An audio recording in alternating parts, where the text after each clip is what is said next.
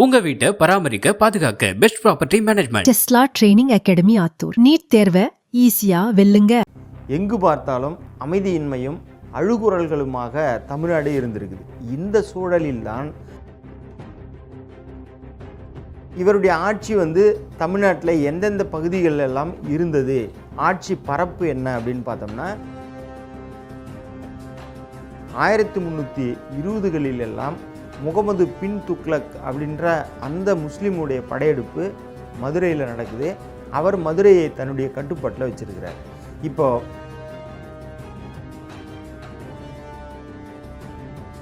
போர்க்காலங்களில் மக்கள் உயிருக்கு அஞ்சி தென் தமிழ்நாட்டில் இருந்தும் ஆந்திரா பகுதிகளில் இருந்தும் வட தமிழ்நாட்டு நோக்கி வந்திருக்கிறாங்க. சம்பூராயருடைய ஆட்சி பகுதிக்கு நம்ம போயிட்டா நம்ம உயிர் பிழைச்சிக்கலாம் அப்படின்ற எண்ணத்தில்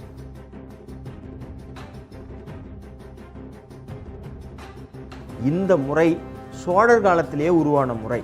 நாம் ஏதோ இப்போ தான் அப்படின்னு நினைக்கிறோம். ஆனால் சோழர் காலத்திலேயே இதுபோல் போரில் அஞ்சு வந்த மக்களை பாதுகாப்பாக வாழ வைக்கக்கூடிய முறையை சோழர்கள் பின்பற்றியிருக்கிறாங்க. சோழர்களை பின்பற்றி அதைவிட ஒருபடி மேலாக சம்புவராயர்கள் அந்த இடங்களுக்கு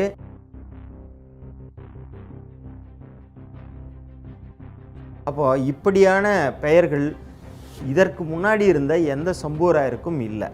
வென்று மண்கொண்டான், சென்ற திசை வென்றான், அதை தாண்டி இன்னொன்று இவருக்கு ஒரு பட்ட பெயர் இருக்குது, சிறப்பு பெயராகவே ஜகலலோக சக்கரவர்த்தி அப்படின்னு இவர் அழைக்கப்பட்டிருக்கிறார்.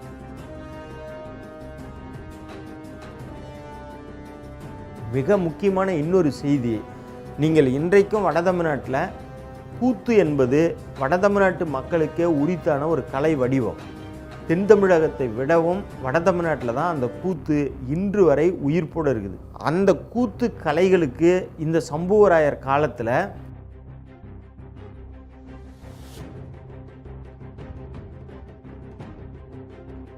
இந்த சம்புவராயர்களுடைய அரசு வட தமிழ்நாட்டில் இருந்ததால் தான் முஸ்லீம்களுடைய படையெடுப்பு வட தமிழ்நாட்டுக்குள்ளே வராமல் அது தென் தமிழகத்தில் மதுரையை நோக்கி போனது அப்படின்றத நம்ம பார்க்குறோம்.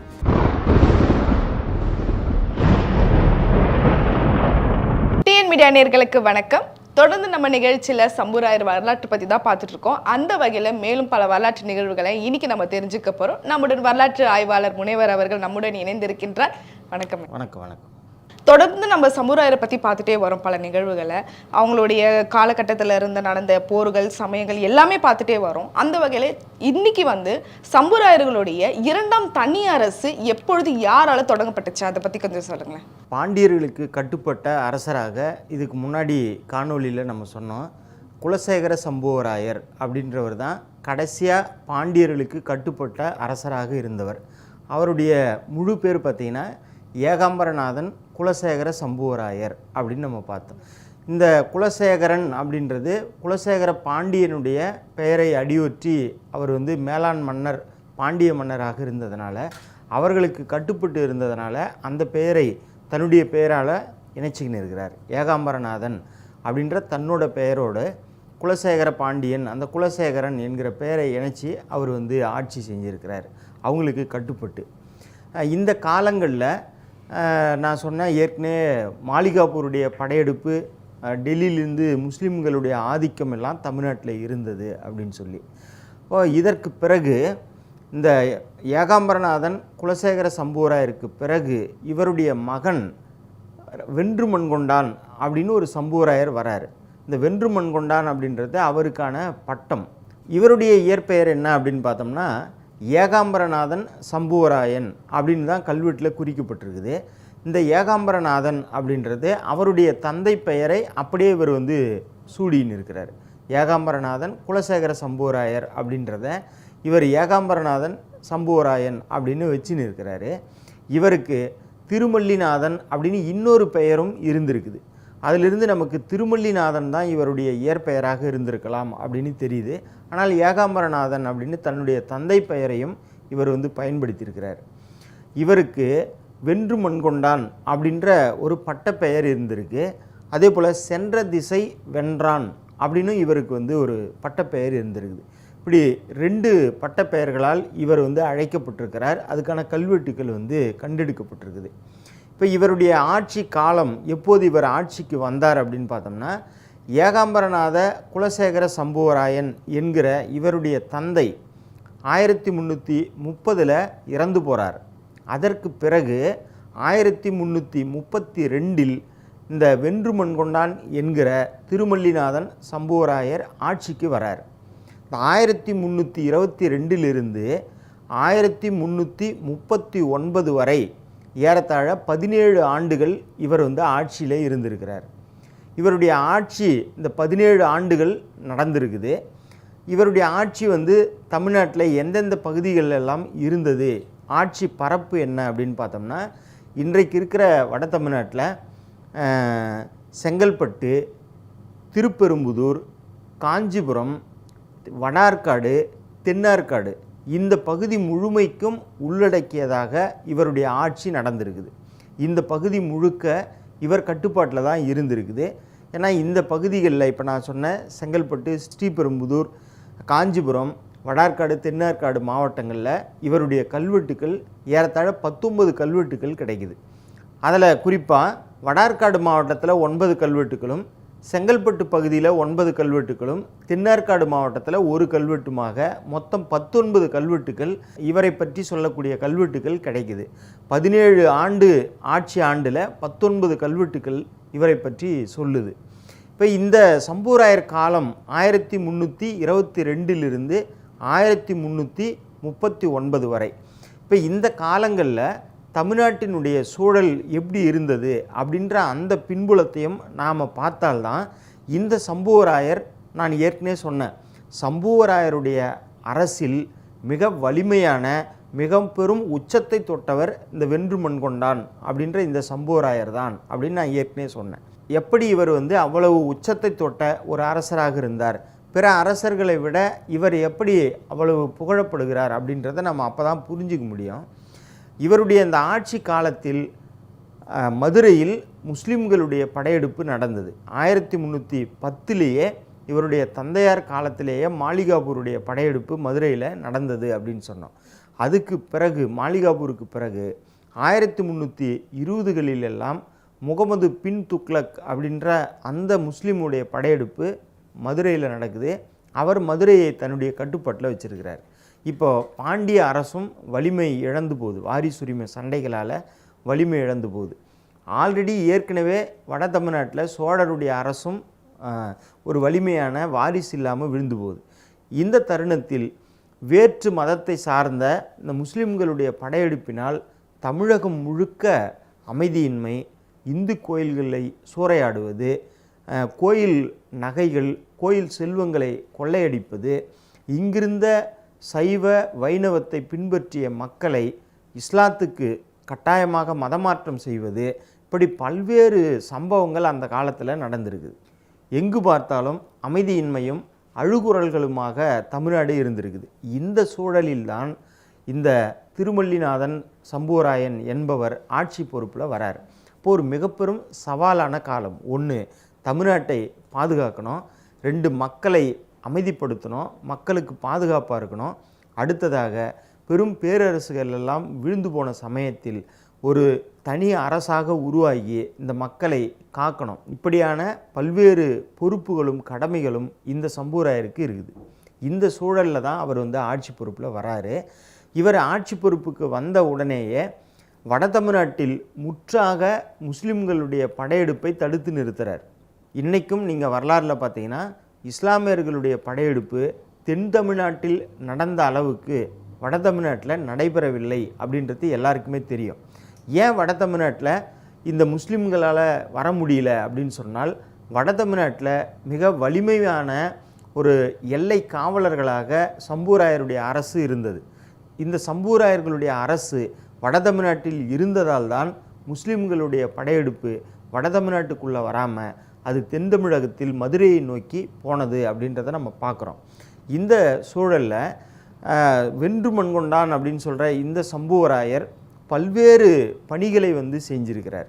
குறிப்பாக இந்த சென்ற திசை வென்றான் அப்படின்னு சொன்னால் அதுக்கு என்ன பொருள் அப்படின்னு சொன்னால், அந்த பேர்லேயே இருக்குது, இவர் செல்கிற திசைகளிலெல்லாம் வெற்றி கொடியை நாட்டியவர் அப்படின்றது தான் அது பொருள். சென்ற திசை வென்றான். இன்றைக்கி இருக்கிற குடியாத்தம் பகுதியில் மேல்பாடி அப்படின்ற ஊர், அந்த மேல்பாடியில் அந்த பகுதிகளில் கண்டெடுத்த இவருடைய 16வது ஆட்சி ஆண்டு கல்வெட்டு வந்து இவரை சென்ற திசை வென்றான் அப்படின்னு குறிப்பிடுது. அதே போல் இன்றைக்கி இருக்கிற அந்த செங்கல்பட்டு பகுதியில் திருக்கச்சூர் அப்படின்ற ஊர் இருக்குது. அந்த திருக்கச்சூரில் ஒரு சிவன் கோயில் இருக்குது, அஞ்சனாட்சி அம்மன். அந்த அம்மன் கோயிலும் சேர்ந்த மாதிரி இருக்கும். அதில் அந்த சிவன் கோயிலுடைய கருவறைக்குள்ளே நீங்கள் போயிட்டு கருவறையினுடைய வெளிப்பிரகாரத்தில் சுற்றி வந்தோம் அப்படின்னு சொன்னால் அந்த வெளிச்சுவற்றில் வென்று மண்கொண்டான் அப்படின்ற அந்த எழுத்து கல்லிலே புடைப்பு எழுத்தாக வந்து எழுதப்பட்டிருக்குது. இப்போ இவருக்கு வென்று மண்கொண்டான் அப்படின்ற அந்த பட்டப்பெயரும் இருந்திருக்குது. இப்போ இந்த வென்று மண்கொண்டான் அப்படின்னா என்ன அப்படின்னு சொன்னால், இவன் பிற மதத்தவர்களிடமிருந்து இந்த தமிழ்நாட்டை வெற்றி கொண்டு இந்த மண்ணை மீட்டான் அப்படின்றது தான் பொருள்.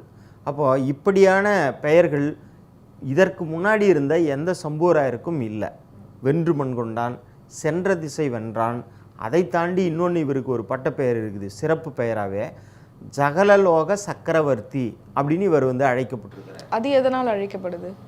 சகல லோகத்திற்கும் இவன் தான் சக்கரவர்த்தி அப்படின்ற பொருளில் எல்லா இந்த உலகத்துக்கும் எல்லா நாட்டிற்குமே ஒரு சக்கரவர்த்தியாக இவன் விளங்கியவன். ஏன்னா தமிழ்நாடு என்பது பழைய காலத்தில் சேர சோழ மன்னர்கள் காலத்திலிருந்தே பல்வேறு நாடுகளாகத்தான் அழைக்கப்பட்டது. நமக்கு தெரியும், சேர நாடு, சோழ நாடு, பாண்டிய நாடு, கொங்கு நாடு, நாஞ்சில் நாடு, நடுநாடு, தொண்டை நாடு, இப்படி நாடுகள் அப்படின்ற பேரில் தான் இந்த தமிழ் நிலம் அழைக்கப்பட்டது.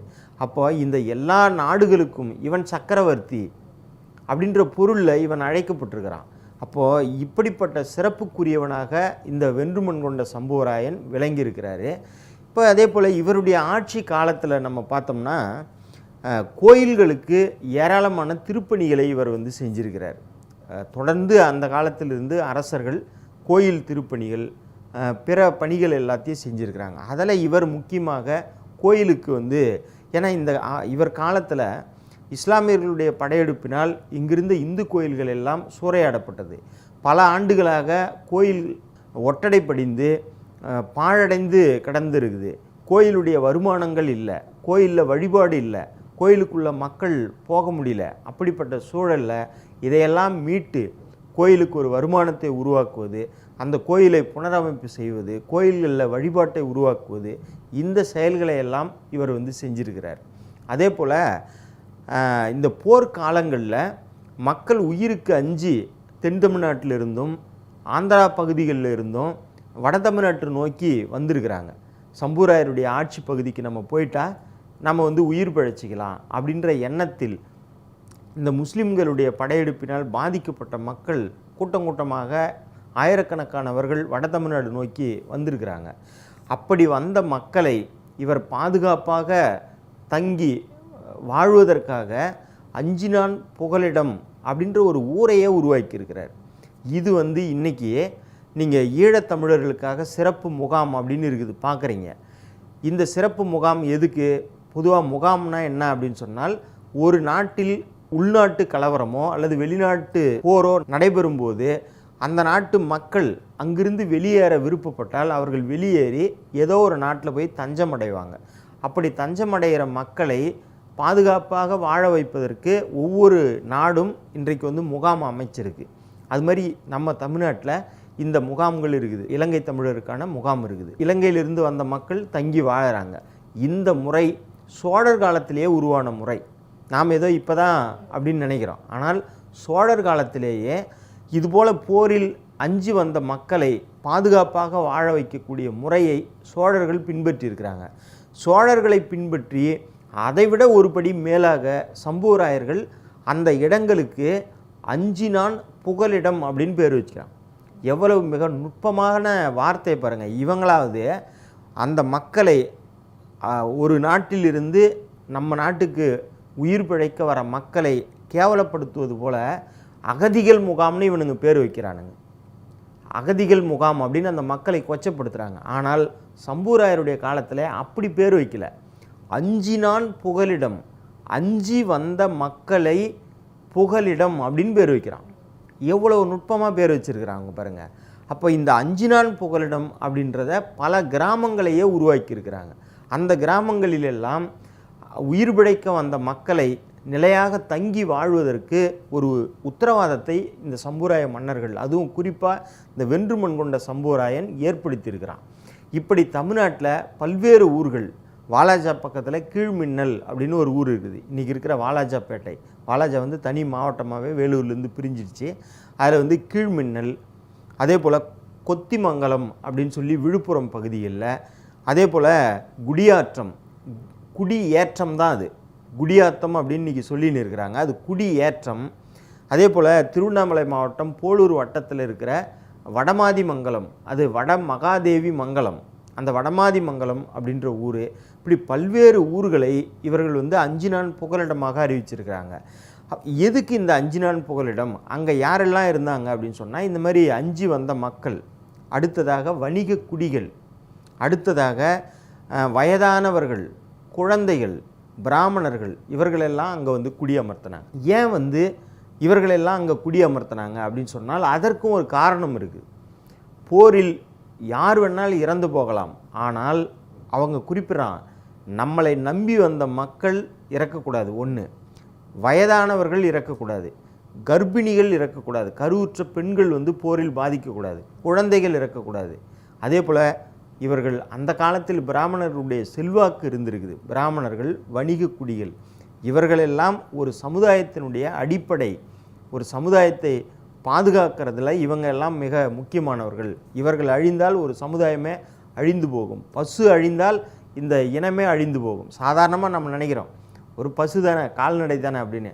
ஆனால் ஒரு பசு என்பது அன்றைக்கு பெரும் செல்வமாக பார்க்கப்பட்டிருக்குது சங்க இலக்கியத்தில். அதுபோல் இதையெல்லாம் அந்த 5 நாள் புகலிடத்தில் இவங்க குடியமர்த்திருக்கிறாங்க. அது எல்லாவற்றையும் அங்கே தங்க வச்சு இவங்க பாதுகாத்திருக்கிறாங்க. அப்படிப்பட்ட மிக பெரும் ஒரு பணியை இந்த சம்புவராயர் தான் செஞ்சிருக்கிறார். அதே போல் இந்த வென்று மண்கொண்டான் சம்புவராயர் காலத்தில் வென்று மண்கொண்டான் மண்டபம் அப்படின்னு கோயில்களில் அவருடைய பெயரிலே மண்டபம் கட்டித்தரப்பட்டிருக்குது. அதே போல் வென்று மண்கொண்டான் திருவீதி, இவர் எந்தெந்த போரிலெல்லாம் வெற்றி பெற்றாரோ அந்த வெற்றியின் நினைவாக வென்று மண்கொண்டான் திருவீதி என்ற பெயரில் வீதிகளை உருவாக்கியிருக்கிறார்.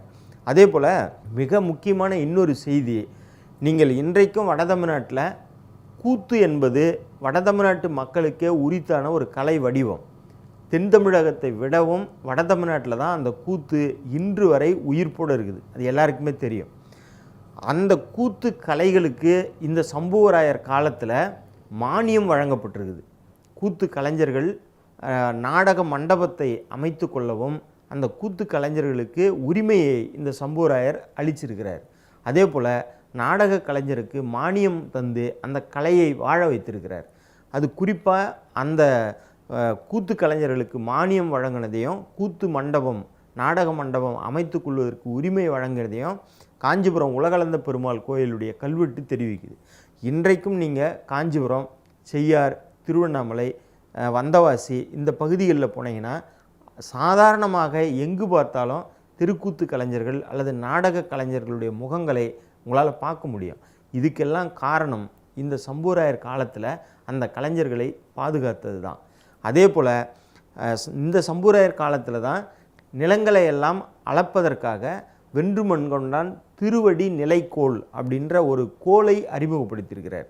அதாவது ஒரு கோலில் இப்போ இந்த விரல், இந்த கை வந்து நம்ம ஜான் அப்படின்னு சொல்கிறோம், 1 ஜான் 2 ஜான், அது மாதிரியே விரல் அளவு விட்டு ஒரு கோலை வந்து விரல் அளவில் ஒரு கோலை உருவாக்கி அதன் மூலமாக நிலங்களை அளக்கிறதுக்கு அதை பயன்படுத்தியிருக்கிறாங்க. அதுக்கு பேர் வென்று மண்கொண்டான் திருவடி நிலைக்கோள் அப்படின்னு அறிமுகப்படுத்தியிருக்கிறாங்க. அதே போல் நாணயத்தை பொறுத்தவரை வென்று மண்கொண்டான் காலத்தில் இவர்களுக்கு முன்னாடி இருந்த அந்த வீரசம்பன் குளிகை, வீரசம்பன் பணம் அப்படின்ற அந்த நாணயத்தையே இவர் வந்து பயன்படுத்தியிருக்கிறாரு. இந்த வென்று மண்கொண்ட சம்புவராயருக்கு 2 மகன்கள் இருந்திருக்கிறாங்க. இந்த 2 மகன்களிலும் முதல் மகன் பெயர் வந்து திருமல்லிநாதன் ராசநாராயணன் அப்படின்னு பேர். அவருக்கு வந்து இன்னொரு பெயர் முதலாம் ராஜநாராயண சம்புவராயன் அப்படின்ற பேர். 2வது மகன் பொன்னின் தம்பிரான் சம்புவராயன் அப்படின்னு பேர். அவருக்கு 2ஆம் ராஜநாராயண சம்புவராயன் அப்படின்ற பேர் இருந்திருக்குது. இவருக்கு பின்னால் வந்த அந்த சம்புவராய மன்னர்கள் எல்லாம் முதலாம் ராஜநாராயண சம்புவராயன், ரெண்டாம் ராஜநாராயண சம்புவராயன். இந்த முதலாம் ராஜநாராயண சம்புவராயனுக்கு ஒரு மகன் இருந்திருக்கிறார். அந்த மகன் மூன்றாம் ராஜநாராயண சம்புவராயன் இப்படி அழைக்கப்பட்டிருக்குது. ஆனால் இவர்களுக்கு பேர், இந்த வென்றுமண் கொண்ட சம்புவராயனுடைய பெயர் திருமல்லிநாதன் அப்படின்றதுனால அவர் திருமல்லிநாதன் ராசநாராயணன் அப்படின்னு வச்சுன்னு இருக்கிறார். அடுத்து இன்னொரு மகன் பொன்னின் தம்பிரான் ராசநாராயண சம்புவராயன் அப்படின்னு பேர் வச்சுருக்கிறாங்க. இது மாதிரி இவருக்கு 2 மகன்கள் இருந்திருக்கிறாங்க. இதில் மிக முக்கியமான இன்னொரு செய்தி என்னன்னு சொன்னால், இந்த வென்றுமண் கொண்ட சம்புவராயர் இறந்த பிறகு அவருடைய உடலை எரித்திருக்கிறாங்க. அந்த எரித்த உடலினுடைய சாம்பலை கங்கையாடி மாதையன் அப்படின்னு ஒரு அதிகாரி, இந்த வென்றுமண் கொண்ட சம்புவராயருடைய ஆட்சியில் இருந்த ஒரு அதிகாரி, அந்த அதிகாரியின் மூலமாக வென்றுமண் கொண்ட சம்புவராயருடைய அந்த எரி சாம்பலை அவரிடம் தந்து அவர் அதை வாங்கின்னு போய் கங்கை நதிக்கரையில் அந்த சாம்பலை கரைச்சிட்டு வந்திருக்கிறார். இதுக்காக இந்த திருமல்லிநாதன் ராஜநாராயண சம்புவராயன் என்கிற அந்த முதலாம் ராஜநாராயண சம்புவராயன் அந்த கங்கையாடி மாதையனை பாராட்டி அவருக்கு ஆற்காடு கலவை பக்கத்தில் குட்டியம் அப்படின்னு ஒரு ஊர் இருக்குது. அது ஆற்காட்டிலேருந்து செய்யார் வர வழியில் கலவை அப்படின்னு ஒரு ஊர் இருக்குது. கலவைக்கு பக்கத்தில் குட்டியம் அப்படின்னு ஒரு ஊர். அந்த குட்டியத்தில் ஒரு சிவன் கோயில் இருக்குது. அந்த கோயில் இன்றைக்கி முற்றா அழிந்து போச்சு. ஊர் மக்கள் அந்த கோயிலை கட்டுறதுக்காக சில ஆண்டுகளாக முயற்சி பண்ணுறாங்க. நான் பல ஆண்டுகளுக்கு முன்னால் அங்கே போகும்போது முற்றிலுமாக அந்த கோயிலே இல்லை. இப்போ கட்டி முடித்தாங்களா என்னன்னு தெரியல. அந்த கோயிலினுடைய குமுத பீடங்களில் வெட்டப்பட்ட கல்வெட்டுக்களில் இந்த செய்தி இருக்குது. இந்த கங்கையாடி மாதையன் கங்கையில் போய் நீராடிட்டு வந்ததனுடைய நினைவாக வென்றுமண் கொண்ட சம்புவராயனுடைய முதல் மகன் அவருக்கு குட்டியம் அப்படின்ற அந்த ஊரையே தானமாக தந்திருக்கிறார். அந்த ஊரினுடைய வருமானங்களை எல்லாம் அவருக்கு தான் சொந்தம். அந்த ஊரே அவருக்கு சொந்தம். அதன் நினைவாக இந்த கங்கையாடி மாதையன் என்ன செஞ்சிருக்கிறாரு, இந்த ஏகாம்பரநாதன் அப்படின்னு சொல்கிற இந்த வென்றுமண் கொண்ட சம்புவராயனுக்காக ஒரு சிவன் ஆலயத்தை எழுப்பியிருக்கிறார். அந்த ஆலயத்தை எழுப்பி அந்த ஆலயத்தில் இந்த செய்தியை கல்வெட்டாக பதிச்சிருக்கிறார். இதன் மூலமாக நம்ம சம்புவராயருடைய பல சம்புவராயருடைய வரலாற்றில் பல சம்புவராயர்களை பற்றி நம்ம படிக்கிறோம். ஆனால் யாரும் இறந்து போன செய்தி, அவர்களுக்கு இறப்பு சடங்கு எப்படி நடந்தது அப்படின்ற செய்தி நமக்கு பெருசாக தெரியல. ஆனால் இந்த வென்றுமண் கொண்ட சம்புவராயர் மட்டும் அவருடைய உடல் எரியூட்டப்பட்டிருக்கிறது. அந்த எரியூட்டிய சாம்பலை கங்கையாடி மாதையன் என்பவர் மூலமாக கங்கை கரையில் கொண்டு போய் கரைச்சிட்டு வந்திருக்கிறாங்க அப்படின்றது நமக்கு தெரியுது. அப்போது அந்த காலத்தில் ஒரு மனிதர்களை, அரசர்களை எரியூட்டுவது, அந்த சாம்பலை கொண்டு போய் ஒரு புனித நதியில் கரைக்கிறது என்ற நம்பிக்கையெல்லாம் மக்கள்கிட்ட இருந்திருக்குது. இவ்வளோ நேரம் தெளிவாக சம்புவராயர் வரலாற்றை பற்றி எங்ககிட்ட பகிர்ந்துக்கிட்டீங்க. நன்றி. நன்றி. மீண்டும் ஒரு நிகழ்ச்சியில் இன்னும் சம்புவராயருடைய சிறப்பு மிக்க வரலாற்றை மேலும் நம்ம தெரிஞ்சுக்கலாம். எங்களோட இணைந்திருங்கள். நன்றி, வணக்கம்.